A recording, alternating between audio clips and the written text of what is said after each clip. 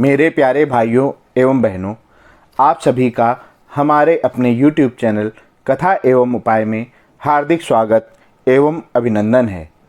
आपसे मेरा निवेदन है कि आप यदि हमारे YouTube चैनल पर पहली बार आए हैं तो हमारे YouTube चैनल को सब्सक्राइब करना ना भूलें और यदि आपको हमारा वीडियो पसंद आए तो उसे अपने प्रियजनों एवं रिश्तेदारों को शेयर अवश्य करें ताकि उन तक भी यह महत्वपूर्ण जानकारी अवश्य पहुँचे।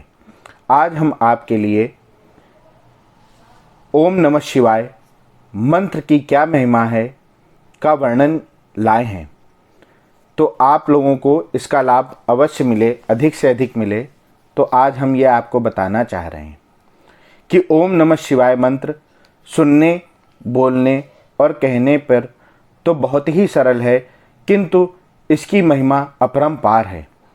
मात्र ओम नमः शिवाय कहने से आपके जीवन के सभी प्रकार के कष्ट दूर हो जाएंगे, ऐसा मेरा मानना है।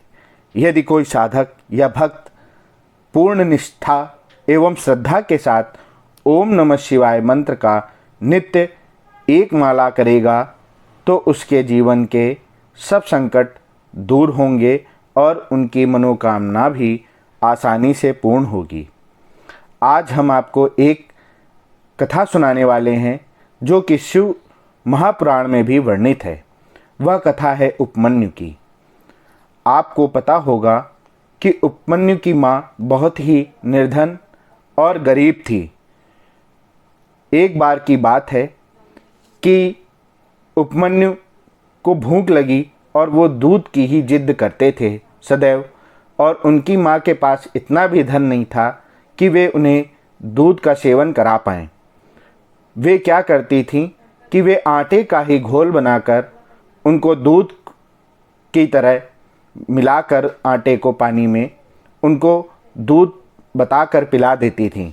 एक बार उपमन्यु यह जान गए कि हमारी माँ मुझे दूध का घोल बनाकर पिलाती है दूध बताकर, तब वे जिद पर उतर आए और उन्होंने कहा, माँ मुझे ये नहीं, मुझे सिर्फ़ और सिर्फ दूध ही पीना है और मैं दूध ही पीऊँगा। जब वे जिद करने लगे तो उनकी माँ से सहन न हुआ। उन्होंने कहा, बेटा मैं निर्धन हूँ, मैं दूध नहीं पिला सकती तुम्हें। अगर अब तुम्हें इस धरती पर कोई दूध पिला सकता है वो सिर्फ़ और सिर्फ महादेव हैं। तुम उन्हीं की साधना करो, वे ही तुम्हें दूध पिलाएंगे। तब उपमन्यु जी ने 3 दिन तक भूखे प्यासे रहकर शिवलिंग को पकड़कर इस मंत्र का सहारा लिया और भगवान की कठोर तपस्या करी, जिससे भगवान स्वयं प्रकट हो गए और प्रसन्न होकर उपमन्यु से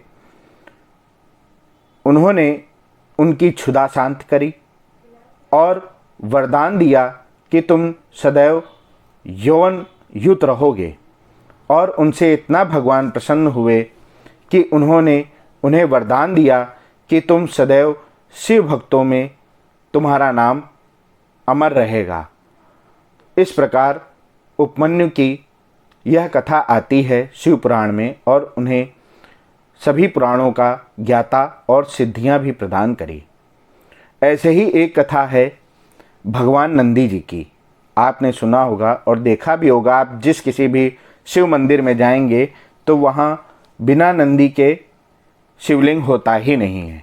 किसी भी आप शिव मंदिर में जाएं वहाँ आपको भगवान नंदी की स्थापना अवश्य मिलेगी। तो अब आपको बताते हैं कि शिलाद ऋषि के जो पुत्र थे वही नंदी थे और भगवान के अंशावतार भी नंदी जी हैं। कहा जाता है कि शिलाद ऋषि ने कठोर तप के द्वारा भगवान शिव से नंदी जी को प्राप्त किया था और उनकी आयु मात्र 12 वर्ष ही थी, जिसकी वजह से शिलाद ऋषि बहुत ही चिंता में बने रहते थे।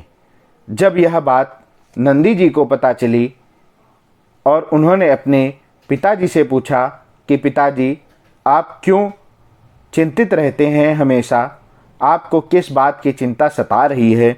तब शिलाद मुनि जी ने नंदी जी को बताया कि बेटा, मेरी चिंता का विषय यह है कि मैंने तुम्हें प्राप्त तो कर लिया भगवान शिव की पूजा जप तप नियम से, किंतु तुम्हारी जो आयु है वह मात्र 12 वर्ष की ही है, जिस वजह से मुझे यह चिंता रहती है कि 12 वर्ष बाद जब तुम नहीं रहोगे तो मैं कैसे जीवित रहूँगा।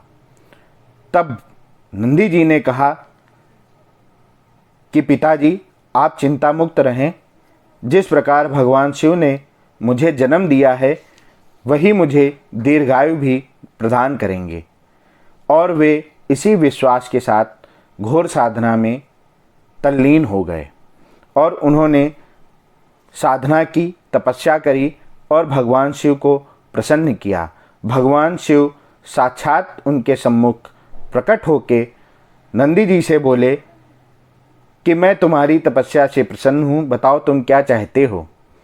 तो नंदी जी का पहला जो शब्द था वो यह था कि भगवान, मुझे कुछ और नहीं, बस आपका साथ चाहिए। मैं चाहता हूँ कि मैं सदैव सदा सदा के लिए आपके साथ ही रहूं और मेरी कोई अभिलाषा नहीं है। इस प्रकार भगवान शिव जी नंदी जी से प्रसन्न होकर उनको अपना गण बनाया और उनको अपनी सवारी बनाई। इसीलिए वे जहाँ भी जाते हैं तो नंदी उनके साथ रहते हैं। आप मंदिरों में भी देखिए, बिना नंदी के भगवान के शिवलिंग की स्थापना नहीं होती है और उन्हें अपने गणों में शामिल करा भगवान शिव जी ने। इसी प्रकार एक कथा और आती है मार्कंडेय ऋषि की। तो मार्कंडेय ऋषि भी एक बार काल से प्रभावित हुए थे। उन्होंने महामृत्युंजय मंत्र की आश्रय लेकर उस काल को परास्त किया था। भगवान शिव जी स्वयं महाकाल के रूप में प्रकट हुए और उन्होंने काल को आज्ञा दी कि मार्कंडेय ऋषि का जीवन अभी तुम नहीं हर सकते हो। इन्होंने मेरे मंत्र, महामृत्युंजय मंत्र की साधना की है, इसलिए इनको मैं जीवन दान प्रदान करता हूँ। भगवान महाकाल के चरणों में काल भी सदैव लौटता पोटता रहता है, क्योंकि भगवान शिव ही एक ऐसे देवता हैं जो संहारक हैं। वे ही सृष्टि का निर्माण करते हैं और सृष्टि को समेटते भी वही हैं, संहार भी वही करते हैं। तो बिना उनकी इच्छा के किसी की भी अकाल मृत्यु नहीं हो सकती है। इस प्रकार कहकर भगवान ने मार्कंडेय ऋषि की अकाल मृत्यु टाली।